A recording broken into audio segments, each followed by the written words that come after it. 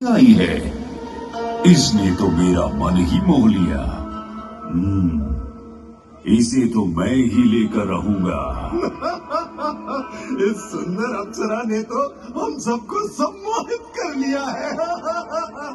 हे सुंदरी, तुम कौन हो और यहाँ क्यों आई हो?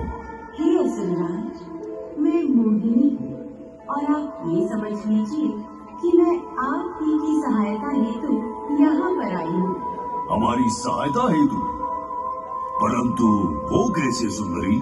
मैं आपको ये ज्ञात कराने आई हूँ कि अमृत की असली शक्ति और गुण तो कलश के तल में विद्यमान है, जबकि ऊपर तो केवल जल मात्र है, जिसके ग्रहण करने से ज्यादा कोई लाभ न होगा। आप सभी इस अमृत को देवताओं के साथ बांट लीजिए। आखिर आप सभी ऋषि कश्यप के ही तो पुत्र हैं।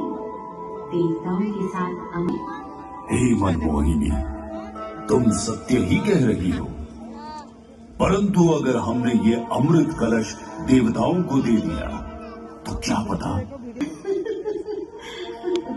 आप निश्चित रहवाऊंगी और साथ ही साथ ये सुनिश्चित भी करूंगी कि अमृत का फलदायक भाग आप सभी को ही प्राप्त हो। बस फिर क्या था, भगवान विष्णु की अपरंपार लीला आरंभ हुई। जहां एक ओर सभी देवतागण विराजे तो वहीं दूसरी ओर सभी असुर।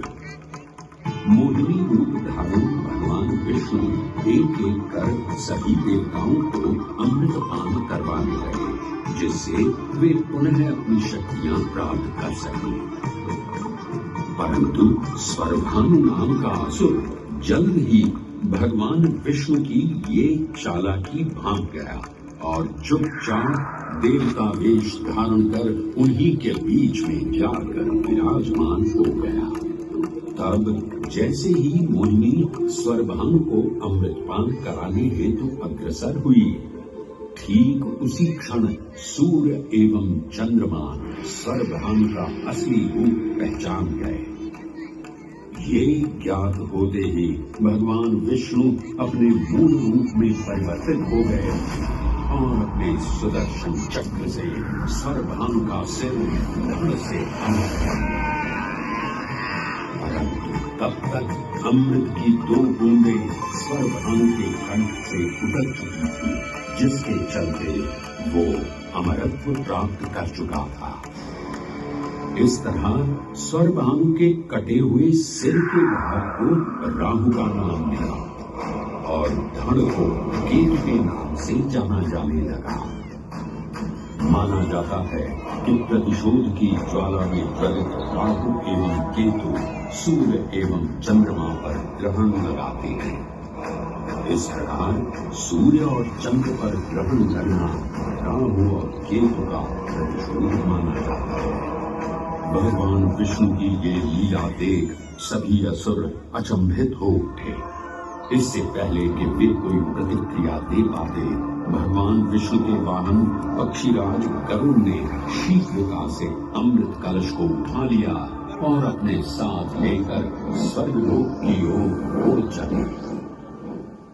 कहते हैं पक्षीराज की इस यात्रा के दौरान पृथ्वी पर 4 जगह अमृत की कुछ बूंदें छलक कर गिर पड़ी थी और इन बूंदों से उन नगरों की नदियों के पानी में अमृत जैसे गुण आ गए थे।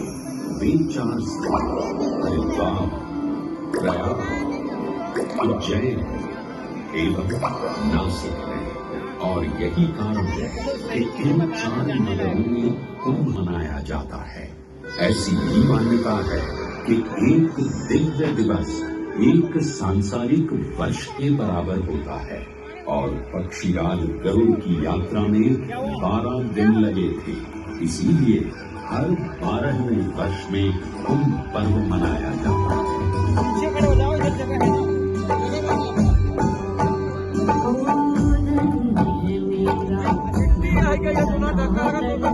अमृत यहाँ